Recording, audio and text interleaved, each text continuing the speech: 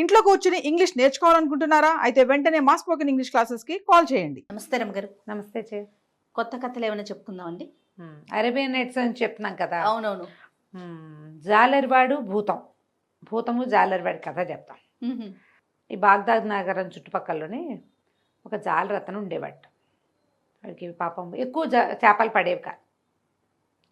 ఒకసారి ఏం చేశాట, టెగ్రిస్ నదికి వెళ్ళి ఇది వేశాడు, వాలేసాడు. ఎప్పటికో బరువుగా ఉంటే తీసి దాన్ని లాగాడు. లాగితే ఒక చచ్చిన గాడిద వచ్చిందంట, వాళ్ళంతా తెగిపోయి. అయ్యో ఇదేమిటి నా కర్మిట కాలిపోయింది, దేవుడు నన్ను చేయటం లేదు, ఈ చచ్చిన గాడిద వచ్చింది, వాళ్ళేమో తెగిపోయింది అనుకుని ఆ గాడిదని పక్కకు తోసేసి వాళ్ళ మళ్ళీ దులుపుకొని మళ్ళీ వేశాడు. ఈసారి ఓ పగిలిపోయిన కుండ లాంటిది వచ్చింది. చీ చీ చీ అనుకున్నాడు. దాని నిండా ఏమిటో చిల్లపెంకులు అవి ఉన్నాయి. పగిలింది, బీటుకు కూడా వచ్చి పోనీ కుండ పడింది, పనికొచ్చేదైతే అనుకో, అది కూడా కాదు. మూడోసారి ఒక మట్టి బిడ్డ లాంటిది పడింది. భగవంతుడు నన్ను వాళ్ళే వేయద్దంటున్నాడు, కానీ మామూలుగా అయితే 3 సార్లే వేయాలి బెస్తవాళ్ళు, 4గోసారి వేయరు. ఎవ్వరు లేరు, చుట్టుపక్కల చూశాడు ఎవ్వరు లేరు. 3 సార్లు వేసాక పడలేదనుకో దేవుడు వద్దంటాడు, ఇంటికి వెళ్ళిపోమంటారు. వాళ్ళకి కుల శాసనం అనమాట అది. ముత్యం 3 సార్లు అంటాం కదా మనం కూడా. ముచ్చటగా 3 సార్లు ముత్యం, పల్లెటూళ్ళలో ముత్యం 3 సార్లు అంటారు.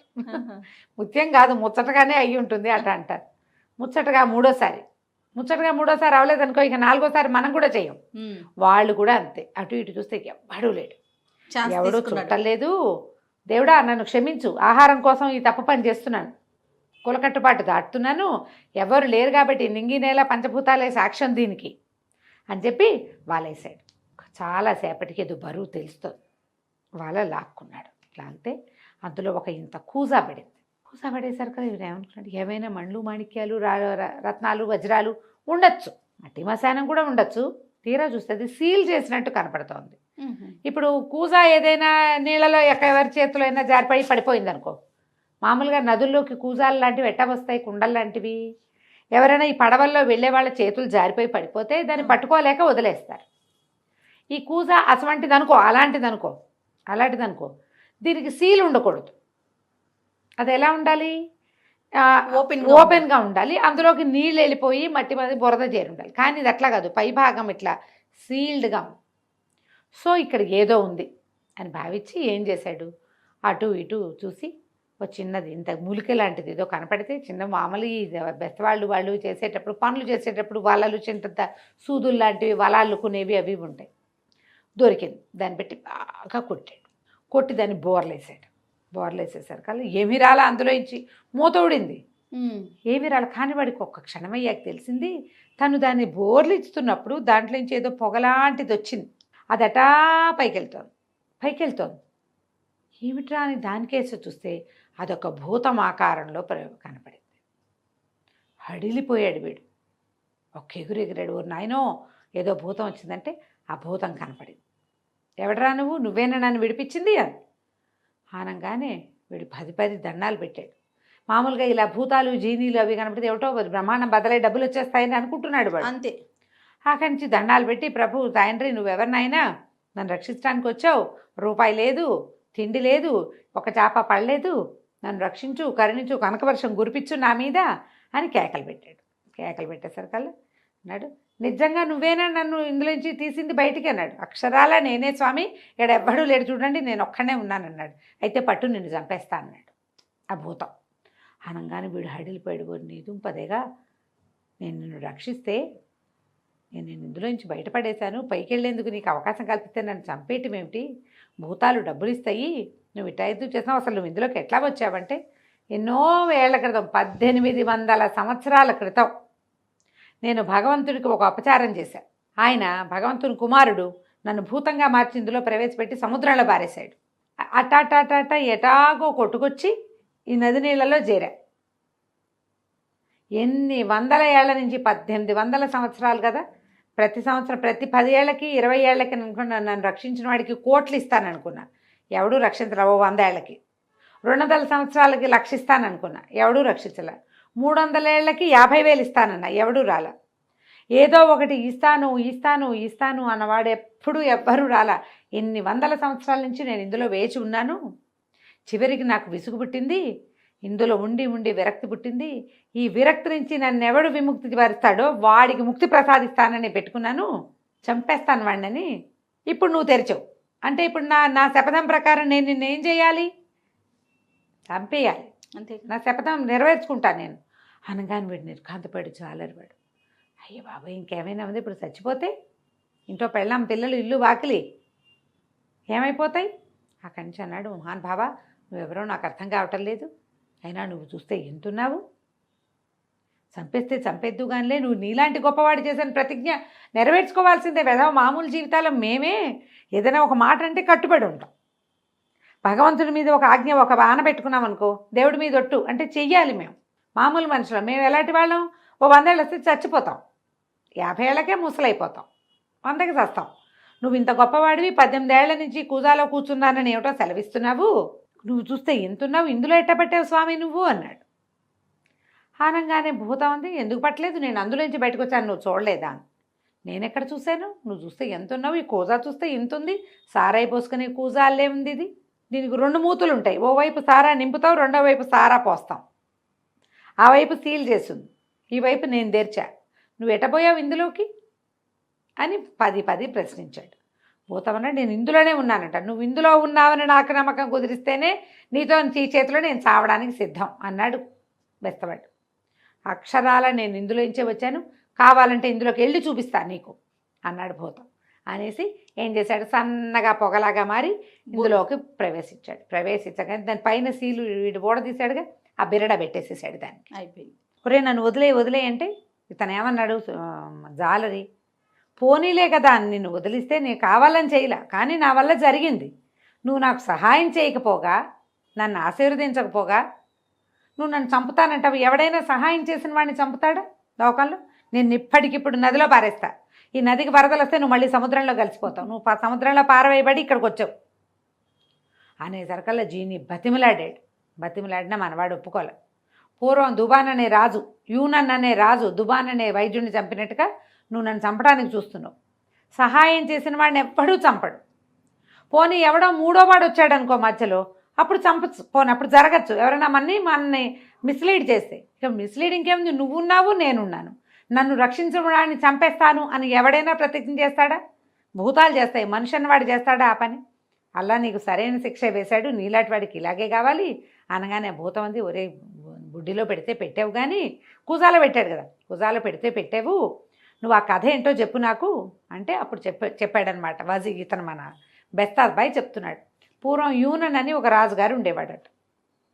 ఆయన చాలా గొప్ప రాజు, బోళంతమంది వజీర్లు, బోళంతమంది సైనికులు ఉండి పెద్ద రాజ్యం. అయితే ఆయనకి కుష్టు వ్యాధి వచ్చింది. ఆ ఊళ్ళల్లో బోళ్ళు వైద్యాలు చేసేవాళ్ళు, జలగల వైద్యం అని అదని ఇదని చేసేవాళ్ళు. ఎన్ని వైద్యాలు చేసినా తగ్గలేదట. తగ్గపోయేసరికల్లా ఇక దేశ విదేశాల నుంచి వచ్చిన వైద్యుల్ని వాళ్ళని వీళ్ళని ప్రయత్నం చేసేవాళ్ళు. చేస్తే ఒకసారి ఒక వైద్యుడు ఒక ఆయన చెట్ల మందు తయారు చేస్తానని ఊళ్ళోకి వచ్చాడు. రాజుగారు ఆయన్ని మాట్లాడిస్తే ఆయన పేరు దుబాన్.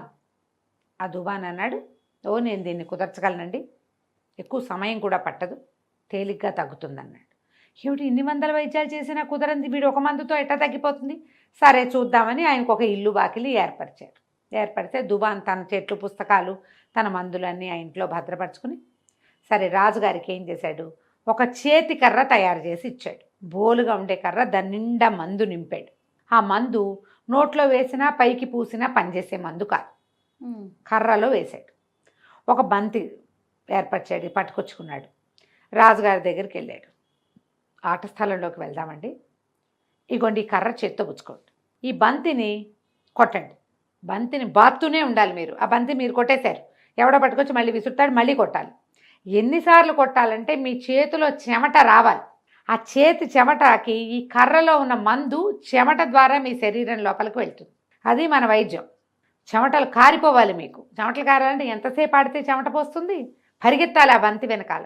ఇక ఆ బంతి వెనకాల మీరే పరిగెడతారో వాళ్ళు వేస్తే మీరు కొడతారో నాకు తెలియదు, మొత్తానికి చెమట రావాలి, మీ చేతిలో ఆ కర్ర ఉండాలి, ఆ కర్రలో ఉన్న మందు మీ ఒంట్లోకి వెళ్తుంది అన్నాడు. రాజుగారు విశేషంగా ఆడుకున్నాడు. ఆయనకి ఉత్సాహం వచ్చింది, ఏదో మందు తగ్గుతుందనేసరికాలు. సరే బాగా కొట్టగా విపరీతంగా చెమటలు పోసి ఆ మందు పనిచేయటం మొదలుపెట్టింది ఆయనకి. 9 రోజుల పాటు ఆ వైద్యం జరిగింది. 10వ రోజుకి రాజుగారికి చేతి మీద వచ్చిన కుష్టుమచ్చలన్నీ తగ్గిపోయినాయి.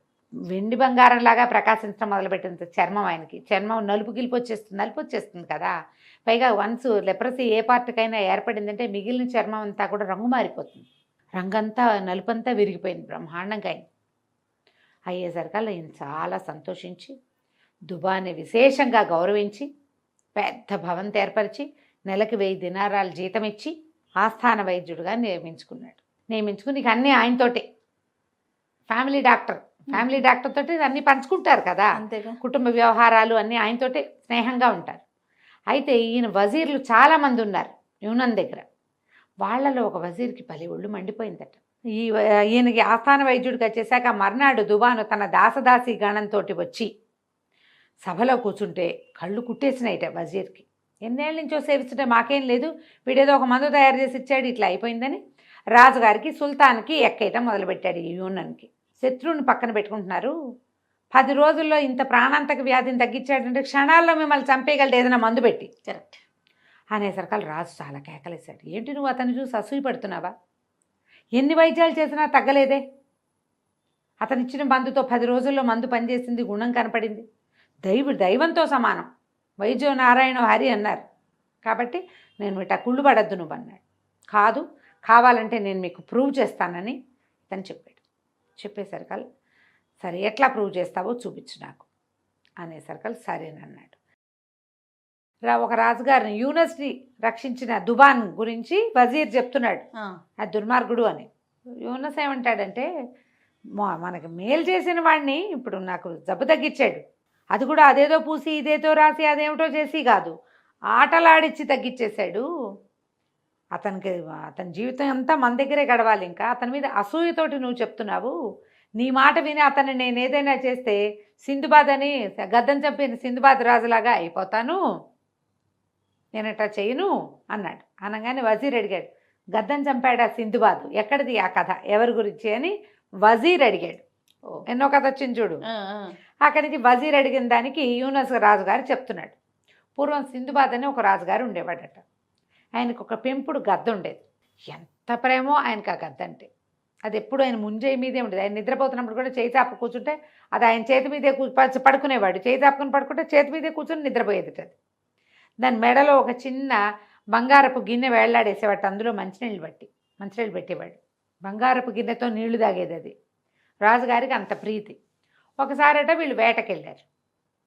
వేటకెళ్తే ఒక భలే లేడి దొరికిందిట, భలే బాగుందిట, చాలా బలంగా ఉంది, పెద్దదిగా ఉంది. రాజుగారు ఆ లేడిని కొట్టబోయాడు, అది కాస్త తప్పించుకుంది. సింధుబాద్ రాజు పేరు. సరే తప్పించుకునేసరికల్లా ఆయన అన్నాడు, అరే దాన్ని పట్టుకోండిరా, దాన్ని ప్రాణాలతో పట్టుకురావాలి, దాన్ని వదిలేస్తే కనుక మీకు శిక్ష పడుతుంది అన్నాడు. వదిలేసిన వాడికి శిక్ష తప్పదు అనేసరికల్లా సైనికులు అటుబడి ఇటుబడి పరిగెత్తి మొత్తానికి ఎటాగొట్టా దాన్ని మోసుకొచ్చారు. దాన్ని పట్టుకొస్తే అది ఇట్లా రాజుగారి ఎదురుగుండా నిలబెట్టారు దాన్ని. అది ఇట్లా ఆయన దగ్గరకు వస్తూ సడన్గా ఆయన ఇట్లా బెదిరించింది ముందు కాళ్ళెత్తి. ఆయన కంగారు పడిపోయాడు. మామూలుగా అప్పటిదాకా నిదానంగా ఉన్నవాళ్ళు ఒక్కసారి మీదకి దూకితే బెదర్రు. ఈయన ఇట్లా బెదిరి వెనక్కి తగ్గేసరికల్లా అది ఈయన నెత్తి మీద నుంచి ఒక్క దూకి పరిగెత్తేసరికల్లా ఈయన భుజం మీదే ఉంది గద్ద. సైనికులు ఇద్దరు పక్కపక్క నుంచిన వాళ్ళు కళ్ళతో ఇట్లా సైగ చేసుకునేసరికల్లా ఏమిట్రా లేడి పారిపోతే మీరు సైగ చేసుకుంటున్నారు అని అడిగాడు. వజీర్ అన్నాడు, అది కాదు ప్రభు, ఎవరి వల్ల ఇది పారిపోతుంది తప్పించుకుంటుందో వాడికి శిక్ష పడుతుంది అన్నారు, వదిలేస్తే శిక్ష పడుతుంది అన్నారు. సైనికులేమో తీసుకొచ్చి మీకు అప్పచెప్పారు. ఇప్పుడు వదిలేసింది ఎవరు? తమరు అనగానే రాజు అన్నాడు, అదేమిటి, నా శిక్ష నేనే వేసుకుంటానా, నాకు మంచినీళ్ళు వద్దు, ఏమొద్దు, ఇప్పుడు ముందెళ్ళా లేడిని పట్టుకొస్తానని మళ్ళీ రయ్యమని గుర్రం ఎక్కాడు. ఎక్కి ఇక పరిగెత్తాడు, ఎక్కడికో వెళ్ళిపోయాడు. ఆ లేడిని వెంబడపడి ఆ గద్ద కూడా ఈయన్ని ఫాలో చేస్తే ఆయన భుజం మీదే కూర్చుంది. చివరికి లేడిని కొట్టాక ఏమైంది, అప్పుడు ఆయనకు ఒళ్ళు తెలిసింది, తను చాలా దూరం వచ్చేసానని. ఆ వెర్రి పరుగుతోటి ఆ గద్ద ఆయన భుజం మీద అట్లా కూర్చుని ప్రయాణం చేయదు, పైన ఎగురుకుంటూ వస్తుంది. ఆయన ఎక్కడైనా ఆగితే అప్పుడు భుజం మీద వాళ్తుంది. ఆయన ఆగమంటున్నాడు. ఆయన ఏమనుకున్నాడు, దాహంతో ప్రాణం పోతోంది, ఇది కూడా రొప్పుతోంది, దానికి నీళ్లు కావాలి, దాని మెళ్ళ బంగారు గిన్నె వేళ్లాడేసి ఉంటుంది, ఆ గిన్నెలో నీళ్ళు అయిపోయినాయి. గుర్రము దాహంతో ఉంది అని చెప్పి గుర్రం మీద చూస్తే ఏదో చిన్న పళ్ళెం, దానికి నీళ్లు పెట్టడానికి ఇంత పళ్ళెం అంటుతుంది. సరే అటు ఇటు చూస్తే ఒక చెట్టు మీద నుంచి ధారగా నీళ్లు కారుతున్నాయి. ఆయనేమనుకున్నాడు, బాగా పరీక్షించాల, పైనుంచి ఏదో జలపాతాల మీద నుంచి చెట్టు మీద పడుతున్నాయని ఆ నీళ్లు ఇట పట్టాడు ఆ చిన్న పాత్రతోటి. సరే ముందు చేతితోటి పట్టుకున్నాడు, పట్టుకుని ఆ పక్షికి మెళ్ళలో పోసాడు. ఆ మెళ్ళలో గిన్నె అది తోసేసింది నీళ్ళని. ఆయనకు అర్థం కాలేదు. సరే ఏం చేశాడు, మళ్ళీ నీళ్లు పట్టాడు, గుర్రానికి పళ్ళెంలో పోసాడు. ఆ గద్ద ఏం చేసింది, ఒక తన్ను దన్నేసింది ఆ గిన్నెని. ఆయనకి అర్థం కాలేదు, దానికి ఇంత పళ్ళె వల్ల ఉంటుంది, డిపలా ఉంటుంది, అందులో పోస్తే అవి కూడా తాగనివ్వటల్లా. సరే తను నీళ్లు పట్టుకుని ఇట్లా తాగబోయాడు. దాహంతో ప్రాణం పోతుంది, గుర్రం కూడా చచ్చిపోతే అది దాహంతో నేను ఎక్కడికి వెళ్తాను, ఈ గద్ద శనిమోహంది, అది నీళ్లు తాగదు, గుర్రాన్ని తాగనివ్వట్లేదు, నేనైనా తాగుదామని ఇట్లా పట్టుకునేసరికల్లా అది ఒక్క తన్ను దనింది రాజుగారిని. ఆ గద్ద తన్నేసరికల్లా ఆయన కోపంతో మొదలో ఒక కత్తి ఉంటుంది, కత్తి పెట్టి ఒక్క వేటేశాడు. దాని మెడ కాస్త తెగింది, అది పైకి చూస్తూ కింద పడి చచ్చిపోయింది. అప్పుడు అది పైకి సైగ చేస్తోందని పైకి చూస్తే ఏంటంటే ఎక్కడి నుంచో నీళ్లు పడుతుంటే ఒక 8-10 పాములు ఉన్నాయి ఆ పైన. ఆ పాములు విషం కక్కుతున్నాయి, ఆ నీళ్లతో కలిసి ఆ విషం కిందకు వస్తుంది.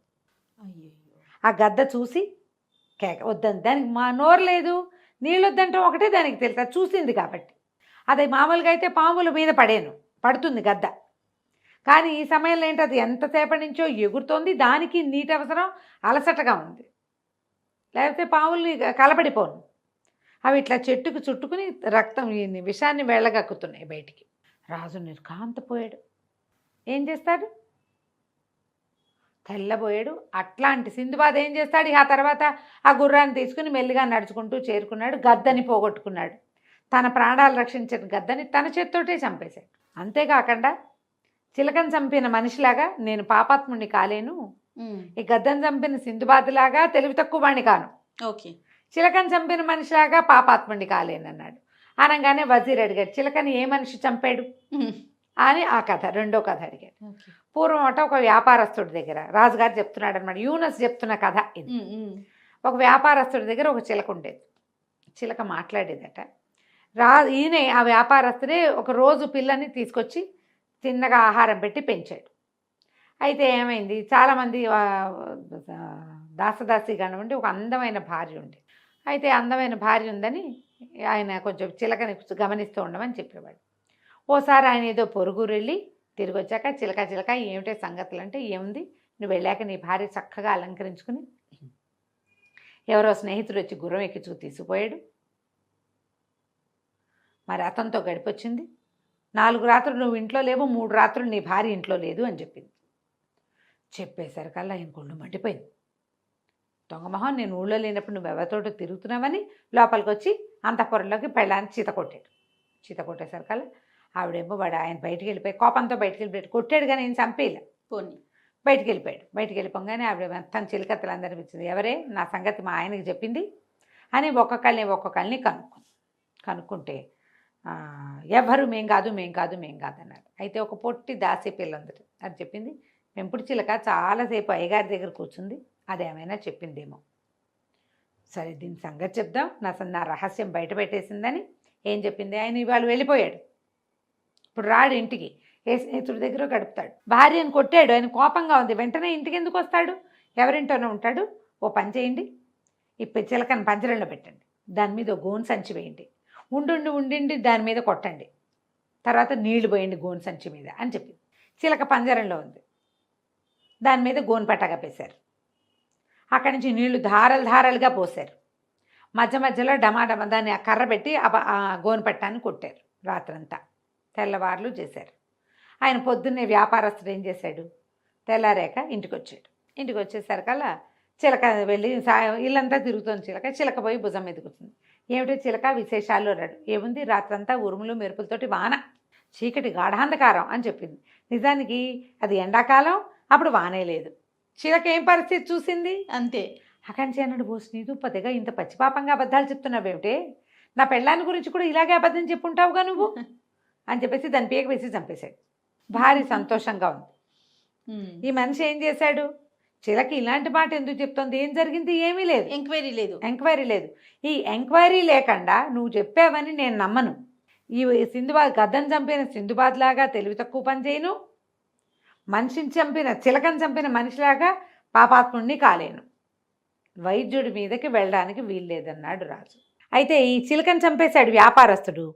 చంపేసిన తర్వాత ఒక బానిస పిల్ల కూడా అతనికి చెప్పింది, మీ ఆవిడ ఎవరితోటో ఫ్రెండ్షిప్ చేస్తుందని. అవును. చిలక చచ్చిపోయిన తర్వాత ఆయన తన భార్య ఒక టర్కీ ఒకటితో మాట్లాడటం చూశాడు. చిలకని చంపేశాక ఇంకా చేసేదేముంది. ఈ మాట్లాడుకున్నారు వజీరు రాజు. వజీర్ ఏం చెప్పాడంటే రాజుగారికి చెప్తున్నాడు, దుబాను నేను చంపేయగలుగుతాడు, ఎందుకంటే నీకు ఒక కర్ర ఇచ్చి కర్రతో నీకు పట్టి పీడిస్తున్న జబ్బుని పోగొట్టిన వాడు రేపొద్దు నీ పువ్వు వాసన చూడడానికి వాసన చూపించి చంపేయగలడు నేను, అంతే కదా. నీకు ఈ మేలు ఎందుకు చేశాడు, రేపేదో కీడు చేయకపోవటానికి. ఓ ఆలోచించు, అవునా కాదంటే రాజుకు ఆశ్చర్యంగా ఉంది. అలా జరుగుతుందంటామన్నాడు. ఎందుకు జరగదండి, ఒక యువరాజు వజీర్ కథ చెప్తాను వినండి అని వజీర్ ఇంకో కథ చెప్పాడు. ఒక దేశంలో ఒక రాజుగారికి ఒక కొడుకు ఉండేవాడట. ఈ కొడుక్కి వజీర్లతోటి ఫ్రెండ్షిప్. అయితే ఈ వజీరుల్లో ఒకడిని బాగా నమ్మేవాడు. ఒకసారి కుర్రాడు రాజకుమారుడు అడవిలో వేటాడడానికి వెళ్ళాడట. వేటాడడానికి వెళ్తే సరే వేటాడారు, వజీర్ కూడా వెళ్ళాడు ఆయనతో పాటు. ఆ వేట అయిన తర్వాత ఏదో ఒక భయంకరమైన మృగం వచ్చింది. వజీరు రాజకుమారుడిని కవ్వించాడు, నీకు చేతనైతే దాన్ని చంపు, దాని వెనకాల పరిగెత్తు అని. ఎవ్వరూ రాకుండా యువరాజు ఒక్కడే ఆ జంతువు వెనకాల పరిగెత్తాడు. అదేదో ఒక విచిత్రమైన జంతువు. పరిగెత్తి పరిగెత్తి పరిగెత్తి దారి తప్పేశాడు. ఆ జంతువు అతనికి దొరకల. ఇతను ఏం చెయ్యాలో తెలియక వస్తూ ఉంటే ఒక అందమైన అమ్మాయి కనపడిందట యువరాజుకి. ఓకే. ఇతను పోయి ఆ అమ్మాయిని అడిగి, ఎవరమ్మాయి ఏమిటి, ఎందుకు ఏడుస్తున్నావు, ఏంటి, ఏడుచుకుంటుంది ఆ పిల్లకు నుంచి. నేనేం చేయను, మా వాళ్ళంతా వేటకొచ్చారు, నేను మా గుర్రాల మీద తిరుగుతున్నాం, పెద్ద వేటాడింది ఏమీ లేదు, నేను గుర్రం మించి జారి పడిపోయాను, మా సైనికులంతా ఇటో వెళ్ళిపోయారు, నేను ఇక్కడ ఉండిపోయాను అని చెప్పేసరికల్లా అతను అన్నాడు, సరే నేను కూడా దారి తప్పాను అనుకో, కానీ మెల్లిగా దారి చూసుకుని వెళ్ళిపోవచ్చు, నువ్వు నా గుర్రం ఎక్కు, మా స్కందావారానికి తీసుకెళ్ళి, మేము గుంపు వచ్చాం కదా గుడారాలు, అక్కడికి వద్దు కానీ మా వాళ్ళు మీ వాళ్ళని వెతికి పట్టుకుంటారులే, పైగా గుర్రాలు వేసుకెళ్ళిన వాళ్ళు ఓ గుర్రాల గుంపు ఇంకో గుర్రాల గుంపుని గుర్తుపడుతుంది. అంతేగా, ఇక్కడ ఆగాం, గుర్రపు చప్పుడు వస్తుందంటే ఎంతమంది వస్తున్నారో లెక్కలు కూడా తెలిసిపోతాయి. కాబట్టి మనం చూద్దామమ్మా, నువ్వు నా గుర్రం ఎక్కమన్నాడు. ఎక్కితే ఈ అమ్మాయి ఇటు అటు అటు ఆ పక్క ఈ పక్క అని అట తీసుకెళ్ళి ఒక పాడుబడిపోయిన గుహ దగ్గరికి తీసుకెళ్ళి, నేను బాత్రూమ్కి వెళ్ళాలి, ఒకసారి వెళ్ళొస్తాను, నువ్వు ఇక్కడే నుంచో అని ఆ రాజకుమారిని అక్కడ నుంచోబెట్టి ఆ గుర్రం మీద వండి ఇది దిగి పిల్ల వెళ్ళిపోయింది. ఇటు ఎంతసేపటికి రాకపోయేసరికల్లా డైరెక్ట్గా గుహలోకి వెళ్తాడు. ఆ అమ్మాయి నేను యూరినల్స్కి వెళ్తానంటే అందుకని ఇతను ఏం చేశాడు, ఆ గుహ పైపుకి కొంచెం పక్క నుంచి పై వైపుకి ఎక్కి అక్కడ నిలబడిట వంగి చూసేసరికల్లా అక్కడ ఒక రాక్షసి 4 పిల్ల రాక్షసులు కనపడ్డాయి. ఆ పిల్లలు అడుగుతున్నారు, అమ్మ ఆకలిస్తుంది, ఏం తెచ్చావే అంటే ఆ రాక్షసు చెప్తోంది, ఒక చక్కగా కండబట్టి నున్నగా తెల్లగా ఉన్న ఒక యువరాజు వాడి గుర్రము 2 తెచ్చా, కాసేపటికి ఎటాగు లోపలికి వస్తాడు. ఓకే, ముందు వాడిని తినేయండి, తర్వాత గుర్రాన్ని తినేద్దరు కానీ అనగానే ఆశ్చర్యపోయాడు. అమ్మ ఎట్లా పట్టుకున్నావే వాడిని అని అడిగారు. ఏముంది, విచిత్ర జంతువు వేషం వేశాను, వీడు పక్క వాళ్ళు ఉత్సాహిస్తే వచ్చేసాడు నా వెనకాల అన్నది. అనగానే వీడికి అర్థమైంది, ఆ జంతువుని వేటాడమని తనని ప్రోత్సహించింది ఎవరు, తనే, ఈ రాక్షసి. ఇది ప్రోత్సహించింది వజీర్ పంపించాడు. వజీర్ పంపించాడు అంటే వజీర్ ఏదైనా కుమ్మక్కయ్యాడేమో, వజీర్కి తెలిసేమో, ఏం చేయాలో తెలియలే.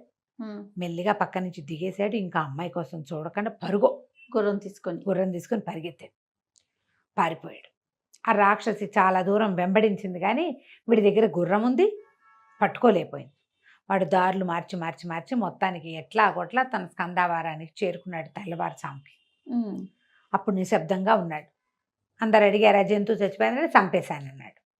వజీర్ ఏం మాట్లాడలే. తెల్లవారి రాజకుమారుడు ఇంటికి వెళ్ళాక వాళ్ళ నాన్నకు చెప్పాడు, నాన్న ఒక విచిత్రమైన జంతువు కనపడింది, వజీరే నాన్న అక్కడికి పంపించాడు అనగానే వాళ్ళ నాన్న వజీర్ని చంపేశాడు. ఇంకేమీ లేదు, ఏమిటి ఎందుకు ఏమీ లేవు, ఇలా జరిగిపోతుంది. ఇప్పుడు వీళ్ళ వల్ల మనకి కీడు జరుగుతుంది అని అర్థమైనప్పుడు ఏం చెయ్యాలి, నువ్వు తీర్పులు చెప్పించుకుంటూ కూర్చోకూడదు, ముందు వాడిని తీసేయాలి అక్కడి నుంచి. రాజుగారు యువరాజు వజీర్ని ఎట్లా తీసేశాడో నువ్వు వీడిని అట్లా తీసేయాలి, ఇవాళ నీకు జబ్బు పోగొట్టాడు, రేపు నిన్ను అంతే సింపుల్గా చంపేస్తాడు అంటే ఈ జనాల్లో కొంతమంది అన్నారు, మహారాజా మీరు ఆలోచించండి, ఎంతకాలంగానో ఎన్ని విధాలు ట్రై చేసినా, జలగల వైద్యం చేయించినా మీ కుష్టు వ్యాధి తగ్గలేదు, అతని వైద్యంతో తగ్గిపోయింది, మీ ప్రాణదానం చేశాడు అంటే రాజుకి ఎక్కిపోయింది. ఈ కథలతోటి అవును, రేపొద్దున ఏదైనా చేస్తాడు. ఇప్పుడు ఇవాళ కర్ర ఇచ్చి కర్రతోటే జబ్బు పోగొట్టేశాడు. రేపొద్దున ఓ పువ్వు ఇస్తే ఆ పువ్వు వాసన పిలిచగానే చచ్చిపోతాను నేను. వాడి దగ్గర ఎన్ని రకాల మందులు ఉన్నాయో అనేసరికి ఇక సరే అతన్ని పిలిపించారు. పిలిపిస్తే రాజు అడిగాడు, నేను నిన్ను ఎందుకు చంపకూడదో చెప్పాను. అతనికి అర్థమైపోయింది వైద్యుడికి, దుబాన్కి, వీళ్ళందరూ తనని చంపడానికి సిద్ధంగా ఉన్నారు. ఉన్నారని. అయితే ఇతను ఏమన్నాడు, అయితే నన్ను చంపడానికి సిద్ధంగా ఉన్నారా, నన్ను వదిలిపెట్టేసేయండి, నేను వెళ్ళిపోతాను అంటే, కాదు కాదు, నువ్వు ఎక్కడికి వెళ్ళినా నువ్వు ఈ పని చేయగలవు, నన్ను చంపేసేయగలవు, నిన్ను చంపడం తథ్యం, నీకు ఆఖరి కోరిక ఏదైనా ఉంటే తీల్చుకో, ఎందుకంటే నా జబ్బు పోగొట్టావు కాబట్టి. అయితే ఇతను ఏమన్నాడు, అలా కాదండి, నాకు ఒక్కరోజు గడివి ఇవ్వండి, నేను వెళ్ళి మాకు ఇష్టమైన వాళ్ళందరికీ ఇది మంచి మాటలు చెప్పుకొని నా లెగసీని, నా వైద్యం ఉంది కదా, దాన్ని కంటిన్యూ చేయడానికి ఒక ఆధారం చూసుకుని నా పుస్తకాలు శిష్యులకి వాళ్ళకి అప్పచెప్పి వస్తా. టైం అడిగా. ఒక్కరోజు టైం ఇవ్వండి. పైగా మీరు నాకు మేలు చేశారు, ఇంత గొప్ప పేరు వచ్చింది, ఇంత సంపాదించుకున్నాను, ఇవన్నీ చేశా కదా, నాకు సమయం ఇస్తున్నారు కాబట్టి మీకు కూడా ఒక ఇది ఇస్తాను, ఒక అత్యద్భుతమైన పుస్తకం పట్టుకొస్తాను మీకోసం అన్నాడు. సరే, రాజు ఒప్పుకున్నాడు. అతన్ని మంది మార్బలంతో సహా పంపించారు. ఆయన పుస్తకాలు ఎవరికి అప్పచెప్పాల్సిన వాళ్ళకి అప్పచెప్పారు. ఒక పుస్తకం చేత్తో పుచ్చుకొచ్చాడు. అక్కడి నుంచి ఒక మంచి పొడేదో పట్టుకొచ్చాడు, మందు పొడి. ఆ పొడిని ఒక పళ్ళెంలో వేసి ఒక చోట పెట్టాడు. రాజా, నా మెడ నరికేశాక నా తలకి ఈ మందంతా అంటించండి, నీకు రక్తం కారదు. నా తలని ఈ పళ్ళెంలో పెట్టి ఎదురుగుండా పెట్టుకోండి. ఈ పుస్తకం ఉంది కదా, ఈ పుస్తకాన్ని 3 పేజీలు తిప్పండి. 3వ పేజీలో ఒక్కో పేజీ తిప్పాలి. 3వ పేజీలో ఈ చనిపోయిన వాడి తల మాట్లాడేందుకు ఒక మంత్రం ఉంది. ఆ మంత్రం చదివితే మీరు ఏది అడిగితే ఆ ప్రశ్నకి నా చచ్చిపోయిన తల సమాధానం చెప్తుంది, నరకబడిన తల సమాధానం చెప్తుంది. ఆ తర్వాత మీరు ఏ తలని నరికినా ఆ తల మీకు ఆన్సర్ ఇస్తుంది. ఆ విద్యని నేను మీకు గిఫ్ట్గా ఇస్తున్నాను అన్నాడు. నువ్వు వచ్చే గిఫ్ట్లు అక్కర్లా, ఏమక్కర్లా అని అనాలా? ఏమంటారు ఎవడైనా? వీడిని అసలు ఎదురుకుండా కాదు, ఎక్కడో చంపేయండి అనకుండా రాజుగారు అదేదో వచ్చి పడిపోతుందని సరే ఆయన ఇచ్చిన మందు పొడిని ఓ పళ్ళెంలో వేయించి తలారిని పిలిచి, ఎవరే వీడి తల నరికేయరా, తల నరికేయంగానే ఆ తలని ఎత్తి ఆ మందంతా పట్టించి ఆ పౌడర్ మీద ఉంచిపెట్టారు. కాళ్ళు ఇట్లా విప్పి చూస్తోంది ఆ తల. రాజుగారి పుస్తకం ఒళ్ళో పెట్టుకున్నాడు. పేజీ తిప్పాడు, 1 లెక్క పెట్టింది తల 1, 2 తిప్పాడు 2, 3 ఎప్పటికీ రాల. ఈయన ఇట్లా 4 కొంచెం తడి చేసుకుని 3వ పేజీ తిప్పాడు. తిప్పితే 3వ పేజీ తెరుచుకుంది. అక్కడ ఏమీ లేదు. కానీ మరో నిమిషం రాజుగారికి విషం తలకెక్కేయటం మొదలుపెట్టింది. పక్కపక్క నవ్వింది తల. వాసన చూపించి చంపేయగలనని తెలుసు నీకు, కాగితం తిప్పించి కూడా చంపేయగలను నేను అని చెప్పింది. రాజు, అమ్మో నన్ను చంపేశాడు వీడు, విషం ఎక్కిపోయింది తలకి. 2 పేజీలు తిప్పేసరికి ఆ విషపు పేజీలని వేలుతో కదిపేసరికి నోట్లో కూడా పెట్టుకున్నాడు. నోట్లో కూడా పెట్టుకుని పేజీ కదిపాడు. గోవిందా, అయిపోయింది, రాజు మరణించాడు. ఇప్పుడు ఈ కథని జాలరివాడు ఇల్ఫ్రిత్కి, ఆ భూతానికి చెప్తున్నాడు. ఇట్లా రాజు ఏం చేశాడు చూడు, తనని రక్షించిన వాడిని చంపడానికి చూశాడు, చంపేశాడు. చివరికి తను కూడా చనిపోయాడు. అంతేగా, ఇప్పుడు నువ్వు కూడా అంతే, నువ్వు కూడా నాకు అంతే చేయబోతావు. నేను నిన్ను రక్షించాను, నువ్వు చెరువులో పడ్డావు, నీళ్ళల్లో ఉన్నావు, 1800 సంవత్సరాల నుంచి నువ్వు ఇక్కడ ఉంటే నేను ఒక జాలరివాడిని, నా బతికెంత, నేను నిన్నేదో తెలుసో తెలియకో నేను నిన్ను రక్షిస్తే ఏదైనా ఇస్తే ఇవ్వు, లేకపోతే పో లేచక్క. అది కాకుండా నువ్వేం చేసావు, నన్ను చంపుతానని ప్రతిజ్ఞ చేశానని ఇప్పుడు చంపుతానంటున్నావు. నిన్నెవడు నమ్మాడు? చచ్చినా ఇందులో నుంచి తీయను, ఈ సంగతి ఊరంతా చాటింపేయిస్తా, ఖర్చయినా పర్వాలేదు. నిన్ను ఇప్పుడే తీసుకెళ్ళి నదిలో పారేస్తా, తర్వాత నువ్వు ఎలాగో నదికి వరద వచ్చినప్పుడు సముద్రంలోకి పోతావు. అయిపోయాయి. బెస్త వాళ్ళందరికీ చెప్తా, ఒరే ఈ ఫలానాది, దీని బొమ్మ కూడా గీసి చూపిస్తా, ఇది దొరికితే దీన్ని తీయద్దు, ఇందులో ఉండే ఇల్ఫ్రిత్ భూతం చాలా చెడ్డవాడు, చంపేస్తాడు అని చెప్తా. ఎవ్వరూ తీయరు. ఇంకా కొన్ని 100 సంవత్సరాలు నువ్వు ఇందులోనే పడుందో కానంటే ఆ కూజాలో ఉన్న భూతం బతిమిలాడేసింది, బాబు ఒరే నాయన ప్లీజ్రా, ఒక్క అవకాశం వచ్చింది, దాన్ని ఉపయోగించుకొని ఇవ్వరా, నన్ను వదిలే అని బతిమిలాడితే, నువ్వు 100 ఒట్లు పెట్టుకుంటే గాని నేను నిన్ను బయటికి తీనన్నాడు జాలరివాడు. భూతం చెప్పింది, నీకు మేలు చేస్తాను, నీకు చాలా మేలు చేస్తాను, నీకు డబ్బు వచ్చే మార్గం చెప్తా, నీకు డబ్బు వచ్చే మార్గం నేను చూపిస్తా, వదిలేసేయి, నన్ను వదిలేసేయి అంటే 100 ఒట్లు ప్రమాణాలు అన్నీ చేయించుకున్నాక సరే జాలరివాడు ఏం చేశాడు, మూత బయటికి తీసాడు. మూత బయటికి తీసేసరికి వాడు ఇట్లా పైకి రాగానే వీడి భయం వేసేసింది, కాళ్ళు వణికిపోతున్నాయి. కానీ ఏదైనా వస్తుందన్న ఆశ అన్నమాట. అక్కడి నుంచి వాడేమన్నాడు, ఆ భూతం, సరే నువ్వు నా వెనకాలరా, నేను నిన్ను ఒక చోటకి తీసుకెళ్తానని ఓ చోటకి ఎక్కడికో నడిపించు తీసుకుపోయాడు. అక్కడ ఒక చిన్న గుంట, ఎంత స్వచ్ఛమైన నీళ్లున్నాయో, ఆ నీళ్లలో బోల్డ్ రంగుల చేపలని, అంతా ఇసక పర్రలు, ఏమీ లేదు అక్కడ, కొండలు చుట్టూత. అందులో 4 రంగుల చేపలున్నాయి, తెలుపు, ఎరుపు, నీలము, ఆకుపచ్చ. అసలు అలాంటి చేపలు ఎక్కడా చూడవు. ఆ 4 రంగుల చేపల్ని నువ్వు వలయ్యి నీకు ఇవి పడతాయి అన్నాడు. నువ్వు పట్టుకెళ్ళి రాజుగారికి అమ్ముకో, డబ్బులు వస్తాయి, రాజు నీకు కావలసిన డబ్బు ఇస్తాడు, హాయిగా బతుకు ఓ అని చెప్పి ఆ 4 రంగుల చేపల్ని వీడిని పట్టుకోమని ఈ భూతం కాస్త ఒక్క ఎగిరి నేలను ఒక తన్ను దన్నేసరికల్లా ఆ నేల ఇట్లా విచ్చిపోయిందట. ఆ భూతం అందులోకి వెళ్ళిపోయింది. వీడు చక్కగా 4 రంగుల చేపల్ని పట్టుకుని చూస్తే అసలు ఎంత బాగున్నాయి, రకానుకోటి పడ్డాయి. రకానుకోటి పట్టుకొచ్చి ఒక చిన్న కుండలో వేసి పెట్టుకుని తర్వాత రాజుగారి దగ్గరికి తీసుకెళ్ళి అప్పచెప్పాడు. రాజుగారు ఆ రోజులో 1 దినారం ఇస్తే ఈ బెస్తవాడు 1 నెల, నెలన్నర అవలీలుగా బతికేస్తాడు. హాయిగా 2 పూట్ల తింటూ కులాసాగా ఖర్చు ఉంటాడు. తక్కువ కదా. ఖర్చు తక్కువ. దినారం అంటే బంగారు నాణ్యం కదా. అదే అయితే 40 దినారాలు ఇచ్చి ఆ రాజుగారు ఒక వజీరు ఇవి కొన్నాడు. ఇవి వంటశాలలో ఎవరో ఒక వేరే దేశం నుంచి రాజుగారు, వేరే దేశపు రాజుగారు సుల్తాను వీళ్ళకి వంట మనిషిని పంపించాడు, ఒక బానిస పిల్లని బాగా వంట చేస్తున్నాను. ఆ పిల్ల చేతికి ఇచ్చారు, రాజుకు రుచిగా వండి పెట్టు అని. రాజు కూడా చాలా సరదా పడ్డాడు ఆ చేపలు చూసి. వాటి మాంసం ఎంత రుచిగా ఉంటుందో వంట చేయించుకుందాం అనుకున్నారు. సరే వంట వండుకున్నారు, అది వేరే కథ. సరే రాజుగారేమో వజీర్ ఏమన్నాడు, అదెవరో రాజుగారు సుల్తాన్ నుంచి తెచ్చినటువంటి బానిస అద్భుతంగా వంట చేస్తుందని చేపలు 4 ఆవిడకి అప్పచెప్పి వండమన్నాడు. ఓకే. వండమన్న తర్వాత ఏమైంది, ఆవిడ వంట చేసుకోవడానికి అమ్మాయి పూనుకుంటే ఆ పిల్ల కొంచెం సౌందర్యవతి. వజీర్ గారి దగ్గరుండి వంట చేద్దామని ఈయన కూడా పోయాడు వంటింట్లోకి. పోయేసరికల్లా ఆయన ఇంకా గుమ్మంలోనే ఉన్నాడు. ఈ అమ్మాయి వాటిని ఆ చేపల్ని ఇట్లా పొయ్యి మీద కింద మంట పెట్టి పైన జాలిగా ఉన్నది ఒక ప్లేట్ పెట్టి చేపలు వేపాలి దాన్ని మంట మీద పెట్టింది. పెట్టంగానే ఝామ్మని ఒక పెద్ద శబ్దం అయ్యి పక్కనున్న గోడ ఒకటి ఢామని పగిలిపోయి అందులో నుంచి ఒక మహాద్భుత సౌందర్యవతి, ఆల్చిప్పల్లాంటి కళ్ళు, పెద్ద పెద్ద ఇయర్ రింగ్స్, అద్భుతంగా ఉన్న ముక్కు మూతితో ఉన్న ఒక అమ్మాయి బయటకు వచ్చింది.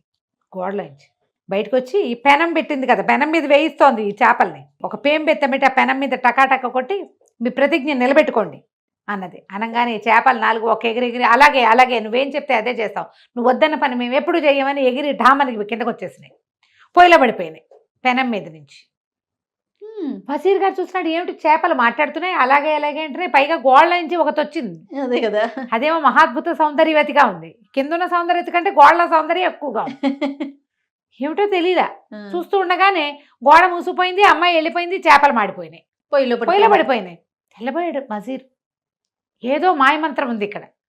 ఆ బానిస కంగారు పడిన అమ్మాయి ఏడవటం మొదలుపెట్టింది. ఇప్పుడు రాజుగారు చేపలు పంపించి వేయించంటే పొయ్యిలో పడిపోయాయి అంటే ఏం చేస్తాడు, దీన్ని పడేస్తాడు పొయ్యిలో. అమ్మాయి ఏడుస్తుంటే కంగారు పడకుండా నేను రాజుగారికి చెప్తానని రాజు దగ్గరికి వెళ్ళాడు. ఏదో వింత జరిగిందండి అక్కడ, ఇట్లా జరిగిందంటే రాజు నమ్మల.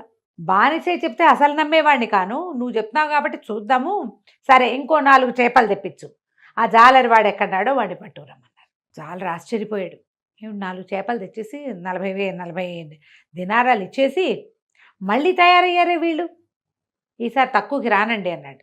నీకు ఏది కావాలంటే అది ఇస్తాం పట్టరా అని వాడిని వెంబడబెట్టు తీసుకెళ్ళి వెళ్ళారు. వెళ్తే ఒక పెద్ద దారి, చాలా దూరం వెళ్ళాలి. ఎన్ని గంటలు పడుతుంది, ఇక్కడికి 4 గంటలు పడుతుంది అన్నాడు. 4 గంటలు ప్రయాణం చేసి వెళ్తే అక్కడ 4 కొండల మధ్యలో అంతా మట్టిగా అంటే ఇసగ్గా ఉంది. ఏమన్నా ఎడారిగా ఉన్న చోట చిన్న కొలను చిన్న కొలను అని చెప్పుకున్నాక చేపలు ఉన్నాయి. చేపలు పట్టించారు. ఆశ్చర్యపోయారు, అసలు ఇది ఎక్కడి నుంచి వచ్చింది, మన రాజ్యం వెనకాల 4 గంటల దూరంలో ఇటువంటిది ఒకటి ఉందని మనకు తెలుసా అసలు ఇలాంటిది అని ఆశ్చర్యపోయారు. వాళ్ళని వీళ్ళని అడిగారు. అడిగితే ఏం సమాధానం రాలే. సరే ముందు 4 చేపలు పట్టాడుగా బెస్తవాడు, పట్టిన వాడికి 400 దినారాలు ఇచ్చారు. ఒక్కోదానికి 100 చొప్పున వాడి చేతిలో పెట్టారు. చేపలు 4 తెచ్చారు. ఇప్పుడు రాజుగారి దగ్గర ఆయన గదిలోనే పొయ్యి, పెనము, వంట చేసేందుకు బానిస మొత్తం అందరినీ పిలిపించుకున్నారు. అక్కడి నుంచి ఈ పొయ్యి మీద పెట్టారు వాటిని, పెనం పెట్టి దాని మీద పెట్టేసరికల్లా సరే ఏమైంది, దానితో వేపి చుయ్యమని నూనె వేయంగానే పెద్ద గోడ పగిలిపోయి అందులోంచి ఈసారి బ్రహ్మాండంగా వస్తాదులాగా ఉన్న ఒక భీకరాకారుడు నల్లటి వాడు ఒకడు బయటకు వచ్చాడు. వాడి చేతిలో ఇంత పెద్ద చెట్టు కొమ్మంది, వాడు కూడా ఆ అమ్మాయి ఏదో పాట పాడింది కదా పాటలాగా మాట నిలబెట్టుకోండేది, వాడు కూడా ఒక పాట పాడాడు. వెంటనే ఈ చేపలు 4 ఢామని మాడిపోయినాయి ఒకేసారి. మీ మాట వింటాం, మీ మాట వింటాం, మీ మాట మీద అవదాటం, మీరే చెప్తే అదే చేస్తాం. రాక్షసుడు మాయమైపోయాడు. ఆ వచ్చిన బాగా నల్లటి వాడు చేపలు కాస్త మాడి బొగ్గులైపోయినాయి. అయ్యో పొయ్యిలో పడలా. ఈసారి జాగ్రత్తగా పెట్టారు, పొయ్యికి పెనానికి గ్యాప్ లేకుండా. పెనం మీదే మాడిపోయినాయి అవి.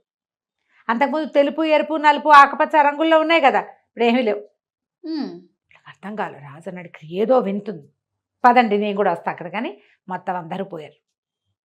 వెళ్తే అక్కడ విచిత్రంగా 4 పెద్ద పెద్ద కొండలు, 4 వైపులా చిన్న కొలను. ఇవి ఇక్కడికి ఎట్లా వచ్చినాయి? అక్కడి నుంచి చుట్టుపక్కల అందరినీ కనుక్కోవటం మొదలుపెట్టారు. ఒక ముసలాయన అయితే చెప్పాడు, ఇంత చిన్న కొలను నేను ఏనాడు చూడలే, ఇది ఇక్కడికి ఎట్లా వచ్చిందో కూడా మాకు తెలీదు. కొలను రావాలంటే తవ్వాలి, దానంతటా ఊరేవి చెమ్మ ఇట్లా తడితడిగా అంతంత ఉంటుంది. ఇట్లా గుంటల్లే ఉండి అందులో ఇన్ని రకాల చేపలుండి ఈ వ్యవహారం ఎట్లా వచ్చిందో మాకు తెలియదు. మేము ఇక్కడ మానవ మాత్రం ఈ వైపు ఎప్పుడూ చూడలే. ఈ 4 కొండలు ఇదివరకు లేవు, ఈ మధ్య ఎప్పుడో వచ్చాయి. అట్లా ఎట్లా వస్తాయి? కొండలు వస్తాయి, అవును కదా, కొండలు రావు కదా. సరే, అక్కడి నుంచి రాజుకి ఇక్కడ ఏదో మర్మం ఉంది, దాన్ని తెలుసుకోవాలని ఉంది. అన్నాడు వజీర్ తోటి, మీరు మొత్తం అంతా వెళ్ళిపోడు గుంపు, నేను ఇక్కడే ఉంటా, నడిచి వెళ్తా, అన్ని కొండలు ఎక్కి చూస్తా, ఏదో మర్మం ఉంది, అది నేను కనుక్కోవాలి అంటే బతిమలాడాడు రా వజీర్. వద్దండి వద్దండి అంటే రాజు ఒప్పుకోలే. సుల్తాన్ ఏం పర్వాలా, నాకేమన్నా అక్కడ కొడుకులా కూతుళ్ళా, ఏ పిల్లల్ని చూసుకోవడానికి నేను ఇంటికి రావాలి? రాజ్యం మీరు చూసుకోండి, వజీర్లే సంభాళిస్తారు రాజ్యాన్ని, సుల్తాన్ ఉంటే ఉంటాడు, లేకపోతే లేదు, నేను మాత్రం ఈ రహస్యం కనుక్కున్నాకే వస్తానన్నాడు. అక్కడి నుంచి ఈయన మొత్తం అలంకారాలన్నీ తీసేసి ఒక కత్తి భుజాన్ని వేసుకుని సామాన్లన్నీ వాళ్ళతో పంపించి కొద్దిగా ఆహారానికి కొంచెం ఏర్పాటు ఉంచుకుని అక్కడి నుంచి మర్నాడు తెల్లవారి దగ్గర నుంచి నడవడం మొదలుపెట్టాడు. ఆ 4 కొండల మధ్యలోకి నడిచి నడిచి నడిచి నడవగా నడవగా నడవగా 1 రోజున్నర నడవగా అక్కడ దూరంగా ఏదో ఒక నల్లటి ఒక కోట లాంటిది కనపడింది. కోట అంటూ ఒకటి ఉంటే మనుషులు ఉంటారు అంతే. ఎవరో ఇప్పుడు కొండ అయితే దాని అంతా పుడుతుంది, కోట ఎట్లా పుడుతుంది? సరే ఈయన దాని దగ్గరికి వెళ్ళాడు. వెళ్తే ఎవ్వరు లేరు, పిట్ట పురుగు, కోటలాగా ఉంది అంతే. లోపలికి వెళ్ళాడు. చక్కగా ఉంది, క్లీన్గా, బంగారపు మెట్లు, అరకంచి పెద్ద ఈత కొలను, లోపల 4 పక్కల 4 పెద్ద పెద్ద సింహాలు నోట్లోంచి ఇట్లా కొలంలోకి నీళ్లు పడుతున్నాయి. ఇంత ఏర్పాటు ఎవరో ఒకళ్ళు ఉండి చేసుకోవాలి కదా. పైగా ఏ రాజాదిరాజులో ఏదో బీద ఇల్లు కాదు, అది పాడుపడిపోయింది కాదు, ఎవరో రోజు వచ్చి ఇక్కడ స్నానం చేస్తున్నట్టు అవన్నీ కూడా కనపడుతున్నాయి. అక్కడి నుంచి పైన పక్షులు తిరుగుతున్నాయి, పైవైపున తిరిగే పక్షులు లోపలికి రాకుండా ఆ ఈత కొలను పై ప్రాంతం అంతా బంగారపు వల అల్లబడి ఉంది. అంటే బాగా డబ్బున్నవాళ్ళు, బంగారపు సింహాలు, బంగారపు మెట్లు, బంగారపు వల, ఇవన్నీ చూశాడు. ఇంకా చూస్తే లోపల ఆహార పదార్థాలు అవి ఇవి కనబడుతున్నాయి. ఓహో, ఎవరైనా ఉన్నారా, నేను పరదేశిని, దూరం నుంచి వస్తున్నాను, నాకు ఆహారం ఏర్పాటు చేయడానికి ఎవరైనా ఉన్నారా అని కేకలు పెట్టుకుంటూ పిలిచాడు. పలకల. వెళ్తూ ఉంటే బంగారపు పల్చడిగా సిల్క్ తోటి బంగారంతో నేసిన పరదాలు, లోపల పెద్ద పెద్ద సింహాసనాలు ఎన్నున్నాయో అంతా తిరిగి చూశాడు. పెట్ట పెరుగు లేదు, మానవ మాత్రుడు అన్నవాడు లేడు అక్కడ. ఏం చేయాలో తెలీలా. ఇక్కడే ఉంటే ఇదేదైనా మాయమర్మం ఉన్నదా అర్థం కాల. ఇంతలో ఒక చిన్న మూలుగు వినపడింది. దీనికి ఎవరో మూలుగుతున్నారు, అంటే అంటున్నారన్నమాట. అని గట్టిగా అనలేక మూలుగుగా వినపడుతోంది. ఈయన మూలుగు వచ్చిన వైపుకి, ఎవరినైనా మహానుభావ ఎవరైనా ఉన్నారా, పలకండి పలకండి, నాకు సమాధానం చెప్పండి అని కేకలు పెట్టుకుంటూ వెళ్తే ఒక పెద్ద బంగారపు గద్దె, చాలా పెద్దది, దాని మీద ఒక అతను కూర్చుని ఉన్నాడు. తెల్లగా పొడుగ్గా ఉన్నాడు, బంగారపు రంగు వస్త్రాలే ధరించింది, పైన ఏదో ఉత్తరీయం లాంటిది వేసుకున్నాడు, మెళ్ళో ఏవో నగలున్నాయి, అసలు గులాబీ రంగు బుగ్గలు, చక్కగా 9 రెక్కల లాంటి మీసాలు, ఎంత పండల్లే, ఎంత చక్కగా ఉన్నాడో. వాడు ఏదో ఎక్కడి నుంచో దిగొచ్చిన దేవదూతల్లే కనపడ్డాడు ఈయనకి. అక్కడి నుంచి, బాబు ఎవరండి మీరు, ఇక్కడ ఒకరే ఉన్నారేమిటి, ఇక్కడ ఎవరు ఎందుకు లేరు, నాకు కొంచెం ఆహారం ఇస్తారా అంటే, నేను ఇక్కడి నుంచి కదలలేను బాబు అన్నాడు.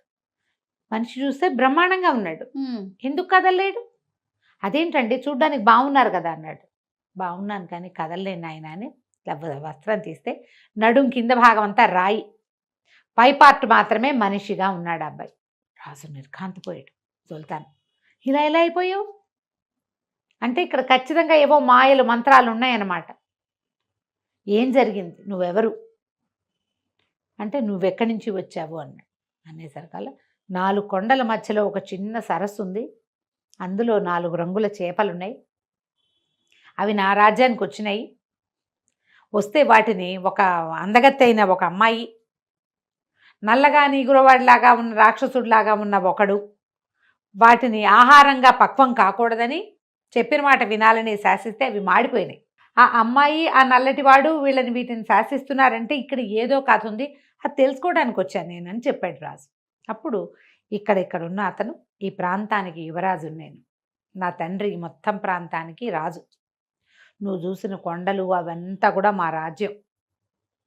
ఒక శాపం వల్ల ఆ రాజ్యం అంతా అట్లా కొండలుగా మారిపోయింది. నా ప్రజలైన 4 జాతుల వాళ్ళు, అంటే ముస్లింలు, యూదులు ఇలా ఉంటారు కదా, నీగ్రోలు, అట్లా మొత్తం 4 జాతుల వాళ్ళు 4 రంగుల చేపలుగా మారి అందులో బతుకుతున్నారు. వాళ్ళని శాసించేది ఆ అందగత్తైన అమ్మాయి, ఆ నల్లటివాడే. అనేసరికి రాజుకు చాలా ఉత్సాహం వచ్చింది. ఏదో కథ ఉంది, ఏం జరిగింది, అసలు నువ్వెవరు, దేనివల్ల నీకు ఈ పరిస్థితి వచ్చింది, ఇంత చక్కటి వాడివి సగం రాయిగా ఎలా మారిపోయావు అని అడిగితే ఆ యువరాజు తన కథ చెప్పడం మొదలుపెట్టాడు. మనం వచ్చే భాగంలో ఆ కథ తెలుసుకుందాం. తప్పకుండా అండి. కానీ చాలా బాగుంది రమ్య గారు స్టోరీస్, అరేబియన్ స్టోరీస్ కానీ పేరుకి అంటే ఇంట్రెస్టింగ్ గా చెప్పాక రస్టిక్ గా ఉంటాయి. వీటిలో నుంచి జాగ్రత్తగా కొంచెం కొంచెం తీసుకోవాలి మనం. ఒక యువరాజుని చూశాడు సుల్తాన్. యువరాజు తన కథ చెప్తున్నాడు. సరే, యువరాజు ఏం చెప్పాడంటే, ఈ ప్రాంతపు సుల్తాన్ మా తండ్రి, నాకు వివాహం అయింది, నేను నా కజిన్నే పెళ్లి చేసుకున్నా. ఆమె ఎంత బాగుండేదో నాతోటి, ఎంతో బాగుండేది. అయితే ఒకనాటి రాత్రి నేను పడుకుంటే నాకు మాగన్నుగానే ఉంది నా నిద్ర. ఎందుకనో ఆ రోజు నేను గాఢంగా నిద్రపోలే. ఆమె నిద్రపోయేదాకా నా పక్కనే ఉండేది రోజు. ఇవాళ ముందే వెళ్ళిపోయింది. నేను మెలకుగానే ఉన్నా. మాగన్నుగా ఉన్నప్పుడు నా కాళ్ళ దగ్గర 2 పాల దగ్గర ఒకటి, తల దగ్గర ఒకటి 2 బానిసలు నుంచున్నారు. తల దగ్గర ఉన్న అమ్మాయి విసునకర్ర పెట్టి వీస్తుంది, కాళ్ళ దగ్గర ఉన్న అమ్మాయి కాళ్ళు పడుతోంది. వాళ్ళిద్దరూ మాట్లాడుకుంటున్నారు. ఏమని మాట్లాడుకుంటున్నారు? పిచ్చి వెధవలా ఉన్నాడేమిటి, ఎవరైనా ఇట్లా ఉంటారా, పెళ్ళాం అట్లా తిరుగుతుంటే ఈయన ఇట్లా పడుకుంటాడు అనేసరికల్లా ఆ తల దగ్గర ఉన్న అమ్మాయి అంటుంది, ఏం చేస్తాడు ఈయన పాపం, ఇంత బంగారు కొండ, చూడటానికే ముద్దొచ్చేలాగా ఉంటాడు. అయినా సరే ఆ రాకాసి తిరిగిపోతుంది కదా రాణి, ఆవిడేం చేస్తుంది, రోజు నల్లమందు మాత్ర వేసి పడుకోబెట్టేస్తుంది. ఈయన మాత్ర వేసుకుని నిద్రపోతాడు. తెల్లారు లేచి ఆవిడ లేచో అక్కడి నుంచి బయట నుంచి వస్తుంది, అప్పుడు నిద్ర లేపుతుంది మొగుడిని. ఏం చేస్తాడు, ఆవిడొట్టి తిరిగిపోతుందని మాట్లాడుకుంటున్నారు. ఆశ్చర్యపోయాడు.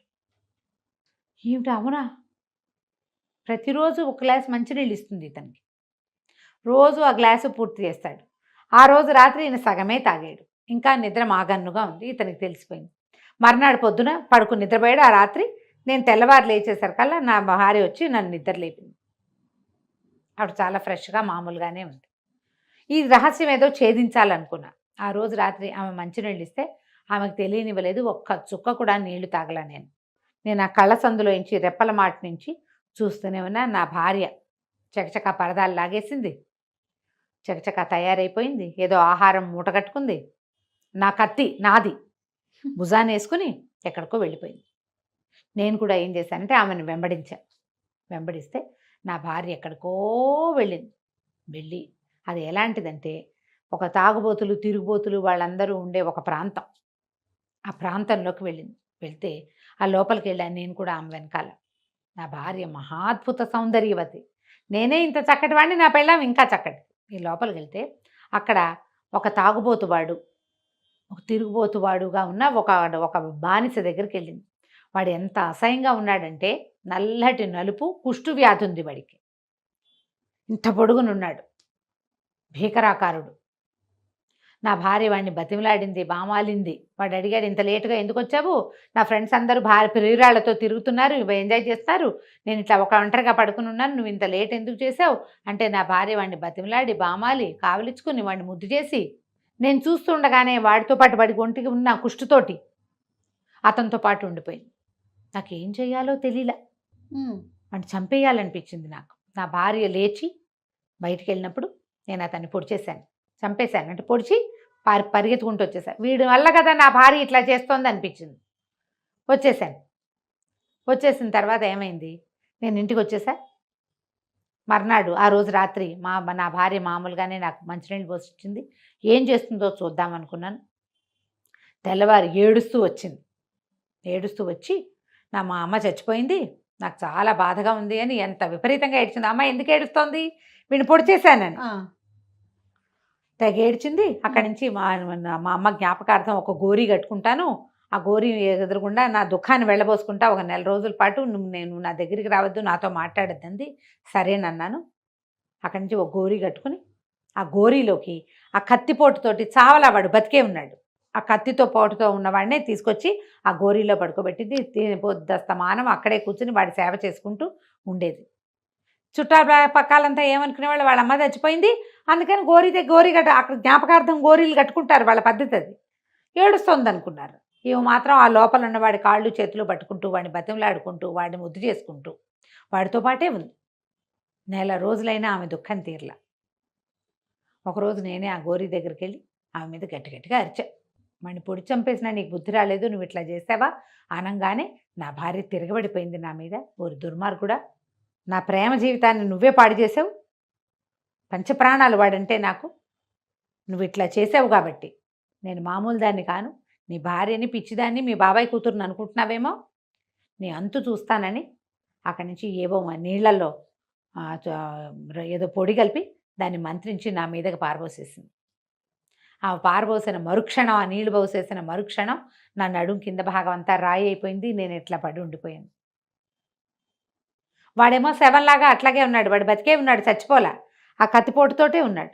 అక్కడి నుంచి ఏం చేసింది, నీ ప్రజలు నీ రాజ్యం చూసుకునే కదా నేను రాజు, నువ్వు సుల్తాన్ అన్న గొప్పతో, యువరాజు అన్న గొప్పతోటి, వీడు బానిసని కదా నా ప్రియుణ్ణి నువ్వు ఇలా చేసావు, నీ రాజ్యమే లేకుండా చేస్తానని నా రాజ్యం మీదకి మొత్తం నీళ్లు బారబోసేసింది ఇట్లా మంత్రించి. దాంతో మా రాజ్యం మొత్తం కొండలైపోయినాయి. ఆమె ఏ గోరీ కట్టిందో ఆ గోరీ మాత్రం ఉండిపోయింది, నా భవనం ఉండిపోయింది, మిగిలిందంతా అయిపోయింది ఇట్లా. అక్కడి నుంచి నా రాజ్యంలో ఉన్న 4 జాతుల వాళ్ళు 4 రంగుల చేపలుగా మారిపోయి ఆ కొలంలో ఉండిపోయారు. ఇదంతా నా రాజ్యం, నేను ఇట్లాగే ఉన్నాను, నాకు ఏమీ చేయటానికి దారి లేదు. అమ్మాయి రోజు వస్తుంది, రోజు వచ్చి కొరడా పెట్టి రోజుకు 100 దెబ్బలు కొడుతుంది నన్ను. ఇప్పుడు కింద భాగం ఏం లేదు, పై భాగానంతా ఒళ్ళంతా వాతలే వాడి ఒంటి నిండా యువరాజుకి కొడుతుంది. అక్కడి నుంచి వాడిని బతిలాడుకుని, వాడిని బావాలుకుని, వాడిని ప్రేమించి, వాడిని ముద్దు చేసి ఆ శవంలాగా ఉన్నవాడితోటి అలాగే ఉంటుంది. వాడు చావడు బతకడు, నేను బతకను చావను, ఇగో ఇలాగే పడున్నాను, నా రాజ్యం అంతా ఇట్లా అయిపోయింది అన్నాడు. సుల్తాన్కి ఎంత బాధ వచ్చేసిందో. పోని ప్రేమించింది అనుకో ఆ అమ్మాయి, దాని దాన్ని అది పోవచ్చు కదా, వీడిని ఎందుకు చేయటం? రాణిగా ఉండి సుల్తాన్కి క్వీన్గా ఉండి ఈ పని చేయకూడదు. సరే నేను దాని అంతు చూస్తాను, నువ్వు ఇక్కడే ఉండని. ఏం చేశాడు, వెళ్ళిపోయి చూస్తే వెతికితే ఇప్పుడు ఆ శవం ఎక్కడుందంటే ఆ గోరీలాగా ఉన్న దాంట్లో ఆ బానిస ఉన్నాడు. వీడు వెళ్ళిపోయి ఆ బానిసని 4 పోట్లు పొడిచి చంపేశాడు రాజు. ఈ సుల్తాన్ వచ్చాడు కదా, ఇతను చంపేసి అక్కడ దుప్పటి కప్పుకొని పడుకున్నాడు. సాయంకాలం అవ్వగానే అమ్మాయి ఇచ్చింది. లోపలికి రావటమే ఈ భర్తగా ఉన్నాడుగా, ఈ సగం శరీరం రాయి అయిపోయిన యువరాజు వాడిని 100 కొరడా దెబ్బలు కొట్టింది. వాడు అరిచర్చి కేకలు పెట్టి మూలిగి దెబ్బలు తగులుతుంటే ఎవరైనా మూలుగుతారు కదా, ఆ మూలుగులన్నీ అయిపోయాక లోపలికి వచ్చి నా దైవమా నువ్వు ఎలా ఉన్నావు, ఈరోజు నువ్వు ఎలా ఉన్నావు, నాతో మాట్లాడు, ఎన్ని రోజులైందో నువ్వు మాట్లాడంటే అన్నాడు. నువ్వు అనగానే అప్పుడు నిర్కాంతపోయింది. నువ్వు మాట్లాడతావా, నువ్వు బతికే ఉన్నావా అని. బతికే ఉన్నాను, నేను మాట్లాడతాను అనేసరికి రారా నా దాని దగ్గరికి తీసుకో, నువ్వు మామూలుగా అయితే నాకు అదే కావాలి అని ఏడ్చి శోకాలు పెట్టింది. ఈ సుల్తాన్ అన్నాడు, ఈ బానిస వేషంలో అక్కడ పడుకుని ఉన్నాడు కదా, దాని ఏముంది, అన్నిటికీ అల్లాయే ప్రభువు, నువ్వు రోజు కొట్టుకొట్టి హింసిస్తున్నావు నీ భర్తని, వాడు శాపనార్థాలు పెడుతున్నాడు, ఆ శాపాలన్నీ తగులుతాయి మనకి, ముందు వాడిని విముక్తుని చేసి అప్పుడు మన ఇద్దరం హాయిగా ఉందాం అనగానే, సరే నీకు అందుకు వాడిని విముక్తుని చేస్తే నీకు సంతోషమైనా అంది, నాకు సంతోషమే, వాడిని విముక్తి పరిచేసేయి ముందు అనగానే ఈ అమ్మాయి వెళ్ళి ఏం చేసింది, మంత్రించిన జలం జల్లి యువరాజుని నార్మల్ చేసేసింది. ఆయన ఆశ్చర్యపోయి అటు ఇటు చూస్తుంటే ఆ పరిగెత్తుకుంటూ మళ్ళీ లోపలికి వచ్చింది. నువ్వు చెప్పిన మాట ప్రకారమే చేసేసాను, యువరాజుని విముక్తుని చేసా, నాతో మాట్లాడు, మన ఇద్దరం కలిసి జీవిద్దాం మళ్ళీ సంతోషంగా అంది. ఆ అమ్మాయి ఒక మంత్రగత్తె, అందుకే ఈ పని చేయగలిగింది. ఆ అమ్మాయికి ఆ బానిసతోటే ఆ అమ్మాయి స్నేహము జీవితము అన్నమాట. అక్కడి నుంచి మళ్ళీ ఈ బానిస వేషంలో ఉన్న సుల్తాన్ అన్నాడు, వాడిని ఒక్కడిని వదిలేస్తే సరిపోతుందా, ఆ చేపలుగా మార్చేసావు ప్రజలందరినీ, మొత్తం ఊరంతా ఏమో కొండలు చేసేసావు, అవన్నీ శాపనార్థాలు పెడుతున్నాయి. నువ్వు వెళ్ళి మళ్ళీ తిరిగి వచ్చే లోపల నేను అదే పడుతూ ఉంటున్నాను. వాళ్ళందరినీ ఎవరి జీవితాలు వాళ్ళకిచ్చే మన జీవితం మనం తీసుకుందాం అనగానే ఈ అమ్మాయి మళ్ళీ వెళ్ళి ఆ కోటలోంచి బయట నిలబడి మంత్రించిన జలం జల్లి మొత్తం ఊరంతా మామూలుగా చేసేసింది.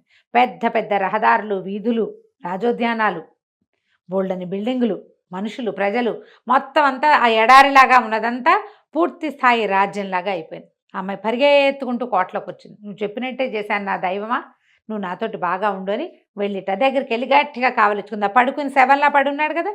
ఇట్లా ఎప్పుడైతే ఆ అమ్మాయి తన మీదకి వచ్చేసి తను ఇట్లా కావలించుకుందో, ఈ సుల్తాన్ ఏం చేశాడు, పక్కన దాచిపెట్టుకున్న కత్తి తీసి కస పొడిచేసాడు అమ్మాయి.